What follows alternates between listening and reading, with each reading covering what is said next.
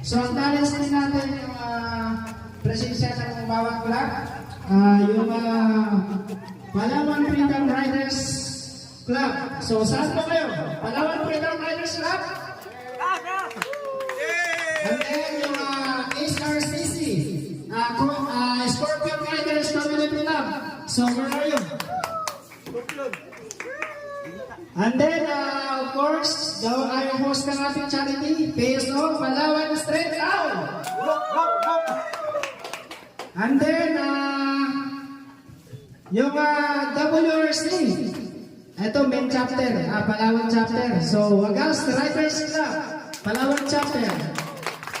So, ang talents din natin yung WRC, Wagas Aborlan.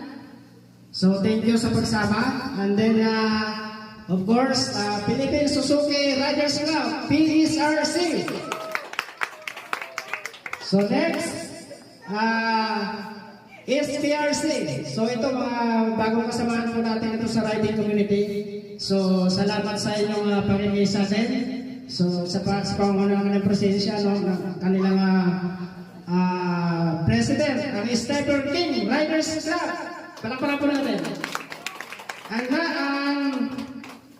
And last but not the least, so ito po, talagang very lenient to, kasi although na malayo, pero talagang nagpahiram ng kanyang tuwing may charity yung piso, talagang ito, hindi ito, talagang very lenient to, nagpapahiram ng kanyang sasakyan, ng kanyang pick-up.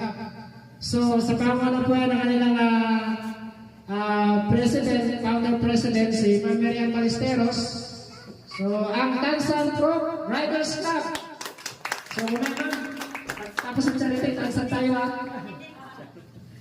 So, yung analysis natin, yung president ng PFRC, si Pops R.J.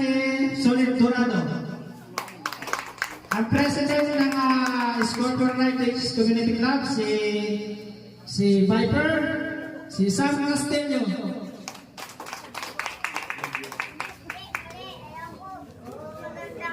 So yung pala, may nakalimutan ako, although wala sila rito, pero isa rin sila sa ating mga nag-donate ng mga item. So ang PPRC, o yung Palawan Baguis Riders Club, palakpakan natin. So yun po ay sa initiative po ni John Mark Bageler. So yung loyal nilang membro. And then of course, sa president ng masipag na presidente ng Palawan Street Owl, na Peso.